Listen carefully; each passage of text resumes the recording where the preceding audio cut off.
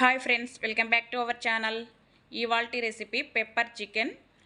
Friends, ఓ చిన్న request, నా recipe మీకు నచ్చినట్లయితే ప్లీజ్ సబ్స్క్రైబ్ చేయండి, లైక్ చేయండి, వీడియో స్కిప్ చేయకుండా చూడండి.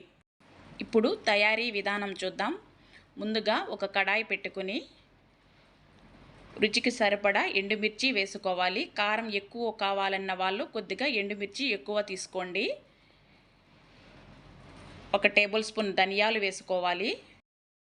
1 టేబుల్ స్పూన్ సోంపు వేసుకోవాలి. మిరియాలు 1 టేబుల్ స్పూన్ వేసుకోవాలి. 1 దాల్చిన చెక్క, అనాస పువ్వు, 1 ఇలాచి, 4 లవంగాలు వేసుకోవాలి.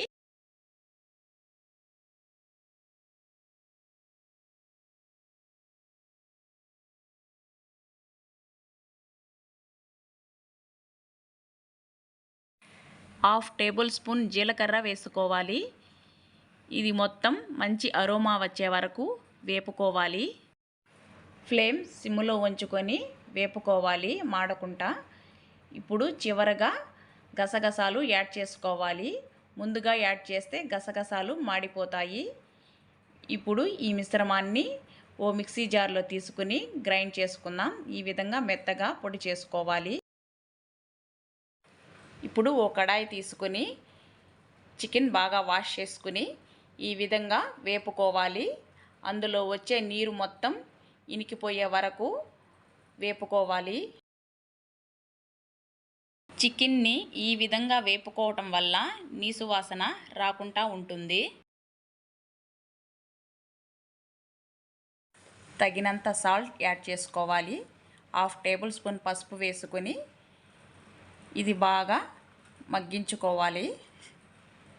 చూసారా, ఇందులోనే వాటర్ మొత్తం రిలీజ్ అవుతుంది. ఆ వాటర్ మొత్తం ఇనికిపోవాలి. అప్పటి వరకు ఇది ఫ్రై చేస్తూ ఉండాలి.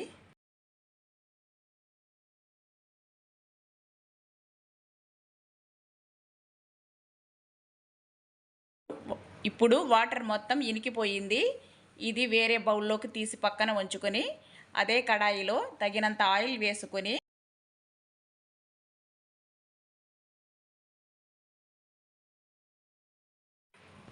ఆయిల్ హీట్ అయిన తరువాత ఓ పెద్ద సైజు ఉల్లిపాయ సన్నగా తరుక్కొని ఈ విధంగా ఆయిల్లో వేసుకోవాలి. ఓ రెమ్మ కరివేపాకు వేసుకోవాలి.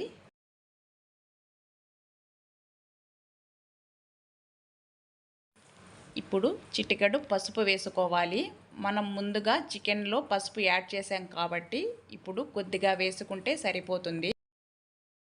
అల్లం వెల్లుల్లి పేస్ట్ వేసుకోవాలి. ఈ విధంగా ఉల్లిపాయ మగ్గిన తరువాత మనం ముందుగా రెడీ చేసుకున్న చికెన్ని ఇందులో యాడ్ చేసుకోవాలి. చికెన్ మంచి గోల్డెన్ కలర్ వచ్చే వరకు వేపుకోవాలి. ఇప్పుడు చికెన్ బాగా వేగిపోయింది. వెల్లుల్లి 4-5 బాగా దంచి వేసుకోవాలి. ఇప్పుడు మనం ముందుగా ప్రిపేర్ చేసిన గరం మసాలా పొడి యాడ్ చేసుకోవాలి. ఇప్పుడు ఈ మసాలా మొత్తం చికెన్కి పట్టే విధంగా బాగా కలుపుకోండి. బాగా స్పైసీ తినేవాళ్ళు ఈ పెప్పర్ చికెన్ ట్రై చేయండి, చాలా బాగుంటుంది. మన రెసిపీ రెడీ అయిపోయింది. చివరగా కాస్త కొత్తిమీర వేసుకొని సర్వ్ చేసుకోవడమే. నా రెసిపీ మీకు నచ్చినట్లయితే లైక్ చేయండి, షేర్ చేయండి అండ్ సబ్స్క్రైబ్ చేయండి.